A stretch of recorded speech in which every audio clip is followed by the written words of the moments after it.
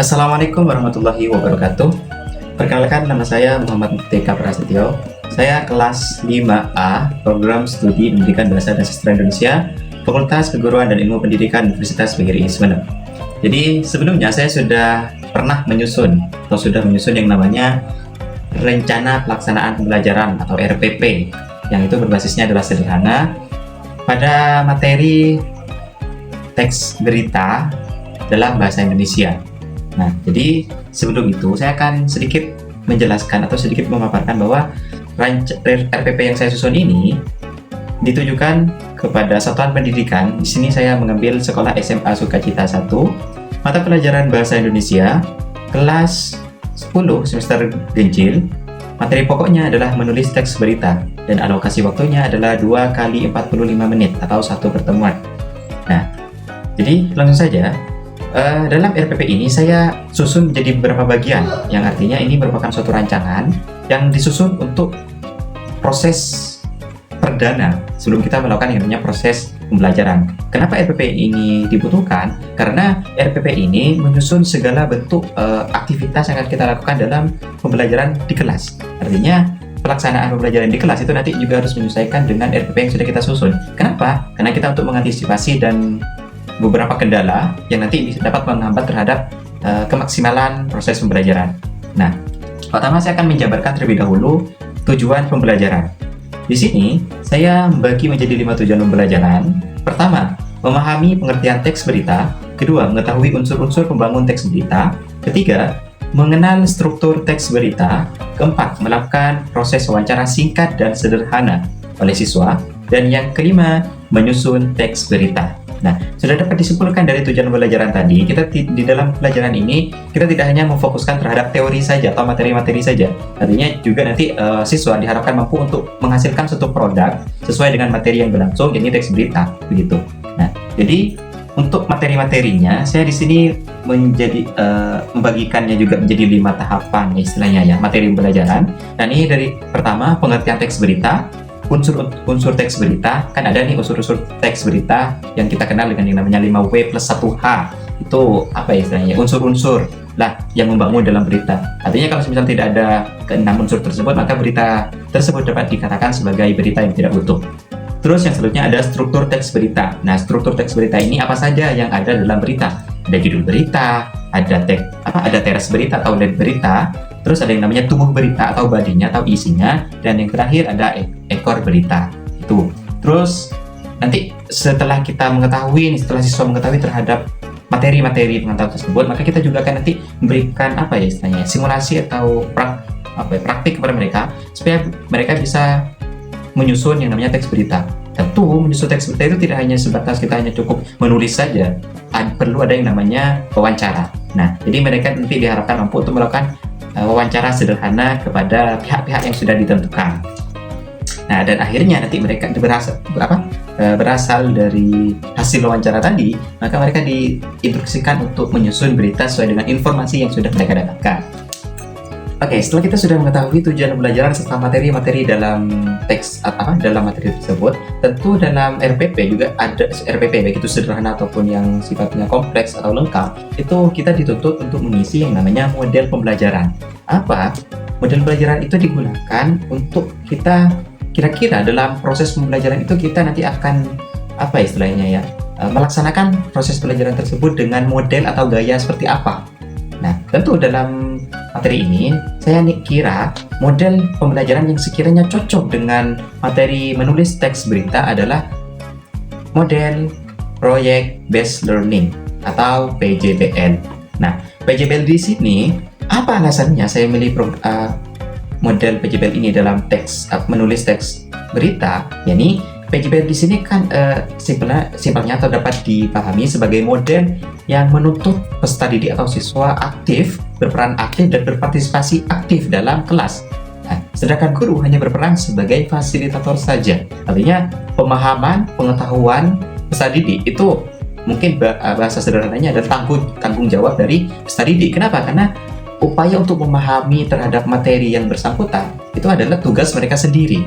Guru hanya sebatas fasilitator saja, memberikan fasilitas supaya peserta didik dapat dengan mudah atau istilahnya merasa difasilitasi untuk mereka mencari pengetahuan terhadap materi tersebut, yang dalam hal ini adalah menulis teks berita. Seperti halnya guru memberikan referensi dari beberapa dari beberapa laman internet mungkin, atau mungkin dari berbagai sumber rujukan, kita hanya sebatas memberikan referensi saja, dan tugas untuk mengetahui serta memahami materinya ya siswa. Nah, setelah mereka mengetahui serta memahami terhadap suatu hal materi, maka tentu nanti sesuai dengan namanya project based learning, orientasi akhirnya adalah peserta didik mampu untuk menghasilkan suatu produk atau proyek atau hasil dari mereka memahami terhadap materi yang sudah mereka pahami sebelumnya. Nah, kalau semisal dalam materinya adalah menulis teks berita, setelah mereka memahami teks berita, maka tentu proyeknya adalah mereka diharapkan mampu untuk menyusun teks berita. Artinya disitulah letak praktiknya atau proyeknya yang diberikan oleh seorang guru atau peserta didik. Nah, jadi langkah-langkah yang saya pilih dalam PJBL ini terdiri dari 5 tahapan. Yang pertama ada pembekalan awal materi. Guru memberikan materi awal sebagai rangsangan atau stimulus kepada siswa. Setelah itu ada orientasi masalah atau proyek, yakni guru matik dengan pertanyaan atau contoh berita kepada peserta didik. Nah, ini sama halnya dengan yang sudah saya sampaikan, bahwa guru berperan sebagai fasilitator. Terus selanjutnya tahapan yang ketiga adalah perencanaan proyek. Nah, guru serta peserta didik sudah mulai merancang nih proyeknya nanti kira-kira bagaimana, dengan memulai menyusun kira-kira langkah untuk menghasilkan proyek menulis teks berita ini apa. Mungkin seperti halnya wawancara, atau mungkin investigasi ataupun semacamnya. Kita nanti lihat situasi lah istilahnya. Terus yang keempat adalah pelaksanaan proyek, dan terakhir adalah evaluasi. Kita akan mengukur sejauh mana proyek atau produk yang dihasilkan oleh peserta didik atau siswa. Nah, tentu model pembelajaran ini harus didukung dengan strategi-strategi yang lain yang sekiranya sesuai dan relevan dengan model PJBL ini. Nah, pada kesempatan kali ini saya mengambil strategi pendukung ada 4 macam, yakni ada pembelajaran kolaboratif. Artinya peserta didik nanti mereka diharapkan untuk berkolaborasi antar sesama siswa. Terus selanjutnya ada pendekatan kontekstual, karena ini kita akan orientasinya adalah bagaimana supaya materinya itu dapat kita sandingkan dengan kehidupan siswa, supaya siswa itu bisa lebih paham terhadap materi yang disampaikan. Karena ini sesuai dengan teori yang disampaikan oleh Pranowo adalah bukunya Teori Belajar Bahasa. Pembelajaran kontekstualis itu digunakan karena ada alasan yang sebenarnya apabila seorang guru menyampaikan materi yang dianggap relate atau sesuai dengan kehidupan siswa, itu menarik suatu membuat peserta didik itu lebih mudah paham terhadap materi yang disampaikan. Kenapa? Karena mereka seakan-akan sudah merasa sesuai antara materi dengan kehidupan mereka. Terus selanjutnya pembelajaran berbasis proyek. Nah, ini sama dengan halnya tadi. Terus yang terakhir adalah strategi inquiry. Nah, inquiry itu kan strategi yang siswa dituntut untuk mencari informasi secara mendalam. Artinya kan siswa di sini yang mencari informasinya. Oke. Dengan metode-metode yang saya pilih di sini ada 4 juga, ada demonstrasi, diskusi interaktif, terus ada latihan merencanakan rancangan praktik wawancara, dan latihan menyusun teks berita. Nah, baik itu dari model, strategi hingga metode yang sudah saya sebutkan. Tentu dari ketiga aspek tersebut, sekiranya ada hal yang kurang lah apabila kita laksanakan yang namanya proses pembelajaran nantinya. Apa? Ya, ini adalah media pembelajaran. Media pembelajaran dapat kita pahami sebagai alat yang dapat kita gunakan untuk menunjang proses pembelajaran supaya peserta didik itu lebih maksimal memahami terhadap materi yang kita sampaikan. Nah, pada kali ini saya memilih 2 media pembelajaran. Yang ini, kedua dari media pembelajaran ini adalah berbasis media visual. Yang ini pertama adalah koran, dan yang kedua adalah kartu kata atau kartu kalimat. Itu adalah media pembelajaran yang saya gunakan pada kesempatan kali ini. Oke, jadi dalam proses pembelajaran pasti ada yang namanya langkah-langkah pembelajarannya. Yang ini tentunya disusun di dalam RPP atau rancangan pembelajaran. Apa langkah-langkah pembelajaran yang saya susun dalam RPP ini, saya bagi menjadi 3 proses atau tahapan, yakni ada pendahuluan, kegiatan inti, dan penutup. Nah, dimulai dari pendahuluan. Di sini bagaimana guru menyapa peserta didik, terus menanyakan bagaimana kesiapan peserta didik dalam mengikuti pelajaran yang akan berlangsung. Dilanjut dengan guru menanyakan apakah siswa pernah mendengar atau mengenal materi teks berita sebelumnya, dan dilanjut dengan menyampaikan tujuan dan manfaat dari pembelajaran itu sendiri. Itu untuk pendahuluan. Selanjutnya ada yang namanya kegiatan inti. Kegiatan inti ini saya bagi menjadi 3 tahapan lagi, yakni ada eksplorasi, elaborasi, dan konfirmasi. Nah, eksplorasi, pada tahapan ini guru memberikan menyampaikan materi awal kepada siswa tentang teks berita, pengertiannya, ciri-cirinya, unsur-unsurnya, dan kaidah atau struktur dalam teks berita itu sendiri. Selanjutnya adalah elaborasi.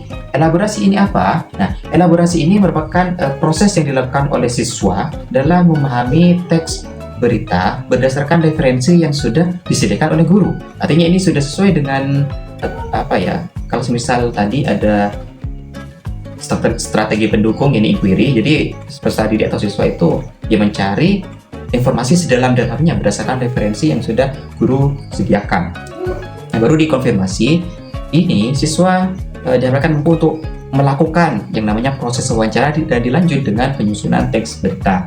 Nah, baru ketika tahapan terakhir dalam kegiatan pembelajaran adalah penutup dari refleksi, bagaimana guru memberikan kesempatan kepada siswa untuk menyampaikan pendapatnya, ada istilahnya ya, tentang pembelajaran tersebut kira-kira bagaimana. Terus dilanjut dengan guru memberikan tugas lanjutan pada pertemuan selanjutnya. Kalau semisal materi teks berita ini masih ada tidak hanya cukup dalam satu pertemuan saja, namun RPP yang saya susun ini hanya fokus dalam satu pertemuan saja. Artinya pada kesempatan ini berarti seharusnya memang tidak membutuhkan pertemuan lanjutan. Pertemuan lanjutan pasti bisa jadi membahas juga teks berita, namun mungkin membahasnya nanti adalah berbeda ini. Terus terkait penilaian, di sini saya membaginya menjadi 3 aspek. Ini dari pengetahuan, yang dibuktikan dengan atau dinilai dari bagaimana peserta didik aktif di dalam kelas dalam menyampaikan pendapatnya tentang informasi-informasi yang sudah mereka dapatkan dari berbagai referensi yang sudah disediakan guru tentang menulis teks berita. Terus selanjutnya ada keterampilan. Nah, penilaian keterampilan ini guru akan mengacu terhadap bagaimana peserta didik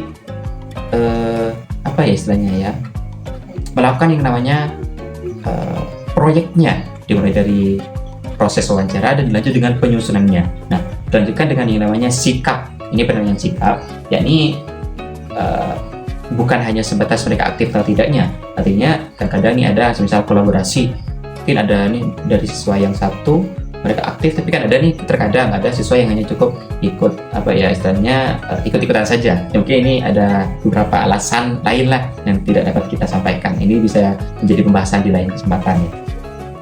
Nah, itu yang dapat saya sampaikan berdasarkan RPP sederhana yang sudah saya susun sebelumnya. Jadi apabila sekiranya ada hal yang kurang tepat dalam RPP ini, mungkin saya memohon saran ataupun mungkin masukan dari teman-teman sekalian. Dan juga sebelumnya saya ucapkan banyak terima kasih kepada Ibu Suhartati selaku dosen pengampu dari mata kuliah strategi pembelajaran ini, telah memberikan kami peluang untuk mempraktikkan serta menyusun RPP sederhana sebagai langkah awal kita sebelum terjun menjadi tenaga pendidik yang benar-benar seorang tenaga pendidik nantinya. Gitu. Jadi sekian, kalau misal teman-teman mendapatkan kekurangan ataupun mungkin kesalahan atau mungkin kekeliruan ya, saya mengucapkan mohon maaf yang sebesar-besarnya. Itu murni karena ketidaksengajaan serta ketidakmampuan saya pribadi. Bila teman-teman menemukan kelebihan, itu hanya sebatas bonus yang disediakan oleh Tuhan yang Maha Kuasa kepada saya dan dapat disampaikan dan disebarluaskan kepada teman-teman sekalian. Akhirnya, wassalamualaikum warahmatullahi wabarakatuh.